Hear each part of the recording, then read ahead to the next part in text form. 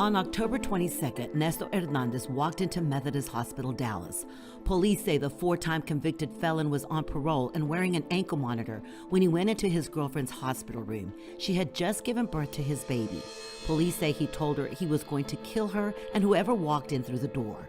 Police say he was pistol whipping his girlfriend when hospital staff went to help.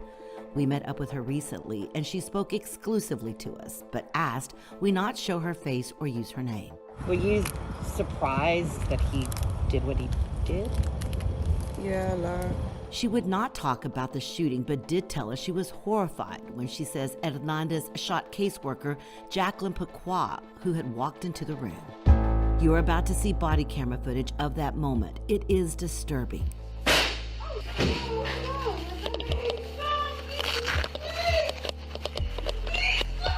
What happened? Hey, watch out, man, watch out. Police say he then shot nurse Annette Flowers. Both women died at the hospital. Their deaths outraged the community and raised serious questions. Lawmakers and police demanding to know how a violent felon on an ankle monitor walked into a hospital, shot two people, and no one at the hospital or DPD knew he was there. And I've said it, I'll say it before, ankle monitors on violent criminals don't work. In 2015, Hernandez was sentenced to 8 years in state prison for aggravated robbery. He was released on an ankle monitor in October 2021 after serving 85% of his sentence. Had he not been released early, he would have completed his sentence on January the 7th, 2023, according to state officials. When we started to look into how these ankle monitors work, we learned there are actually two types used by the Texas Parole Board. One of them is a radio frequency monitor, also called a curfew monitor, that only shows when a parolee leaves the house and comes home. In other words, it's not a tracker. The second type of monitor has GPS and can track where parolees are. Hernandez's girlfriend told us he did not have a GPS tracker. No, that one was a curfew one. He could only come out from, I think from like 7, and then we'll have to go back in, like, I guess whenever they would tell him, but it wouldn't like actually show them where, he was at.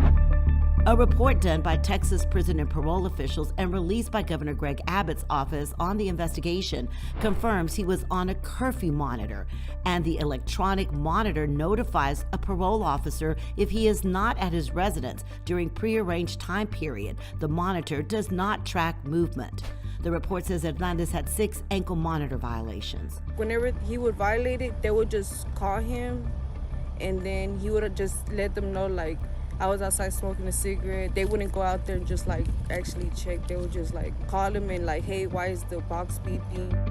Statewide, there are 4,207 parolees from the Texas prison system on ankle monitors. 386 of those are paroled in Dallas County. The majority are on GPS trackers. We asked the company the state pays to run its program several times how many employees they have monitoring parolees statewide and in Dallas. We got no answers. We also asked prison officials, but they referred us back to the company. We also looked into how the state tracks those GPS devices.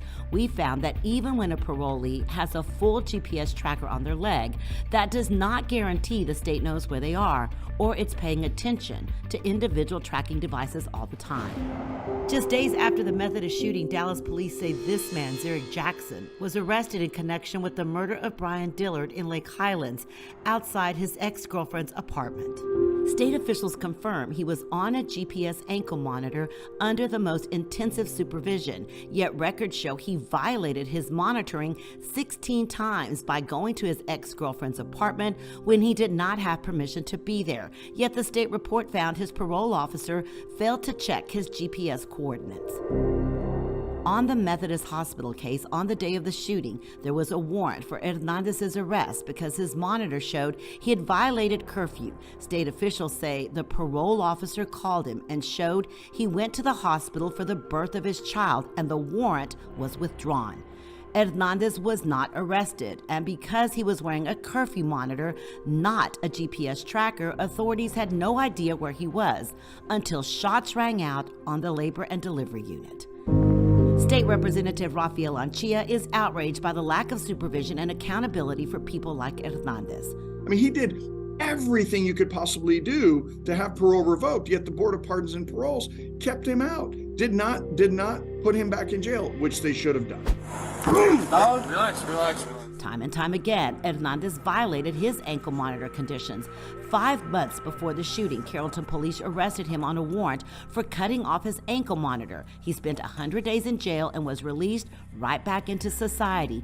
But he didn't go to jail for breaking the law. In Texas, it isn't a crime to cut off your ankle monitor. It's only an administrative violation. In 2019, lawmakers tried and failed to make cutting off a monitor a crime. This session, Representative Anchia plans to introduce his own bill to criminalize cutting off the ankle monitor and also immediately revoking a person's parole when they cut it off. The bill I'm working with DPD on says that if you cut off your ankle monitor, you're immediately going to have your parole revoked and you're going to serve your full sentence. No more of this stuff that, hey, you cut it off and you stay on parole. Sorry. Anchia, a Dallas Democrat, will have bipartisan support. Governor Greg Abbott has called for legislation as well as sent a letter to the Lieutenant Governor and the Speaker of the House. Texas cannot allow violent offenders who jeopardize public safety back into our communities. Hernandez's girlfriend agrees with them. Hell yeah. Why's that? Because I mean, they should, especially with a person like that has like a lot of, his kind of charges, they should really track them, like make sure like they shouldn't really be anywhere but being at home.